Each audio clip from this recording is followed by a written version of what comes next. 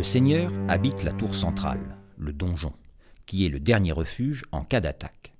Celui-ci est conçu pour être défendable même si tout le reste du château est déjà pris. Entourés de murs de plusieurs mètres d'épaisseur, les donjons sont conçus selon des plans d'une grande complexité, pour dérouter et piéger les attaquants. En dehors de son rôle spécifiquement militaire lors d'un siège, on y installe en général les réserves stratégiques de nourriture et d'armes, ainsi que les trésors et les archives de la famille. À l'étage noble, on trouve les 3 éléments constitutifs de l'habitat seigneurial. La caméra est la partie privative de la demeure seigneuriale, en d'autres termes, la chambre. La capella, le lieu de culte privé du seigneur, a à la fois une fonction ostentatoire et de sacralisation du pouvoir seigneurial. La hola est la pièce commune, la grande salle où se déroulent les principaux événements de la vie publique d'un seigneur. C'est là que se déroulent les festins. On consomme les productions du domaine. Céréales, légumes, laitages, volailles, poissons et fruits, auxquels s'ajoutent le vin et le gibier rapporté de la chasse. Le château n'achète que les épices. Les aliments sont hiérarchisés selon leur plus ou moins grande proximité avec le ciel.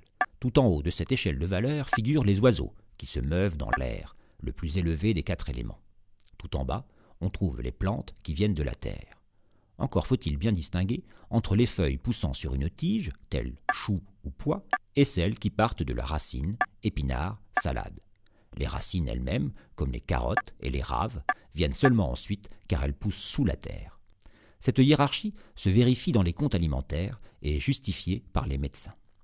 Les élites consomment ainsi beaucoup de volailles et aussi des fruits qui poussent sur les arbres en hauteur et conviennent donc parfaitement aux classes élevées de la société. En revanche, elles s'abstiennent à peu près complètement de légumes laissés aux paysans.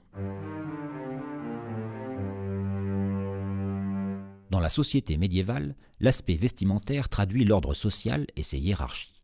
Chaque personne doit revêtir les habits correspondant à son rang et à sa fonction sociale. Toute transgression est perçue comme une atteinte à l'ordre public.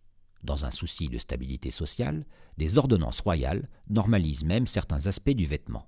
Ainsi, pour les hommes, la longueur des poulaines est proportionnelle au rang et à la fortune. De même, les ceintures précieuses ou des tissus de prix réservés aux femmes de la noblesse ne peuvent être achetés par les bourgeoises.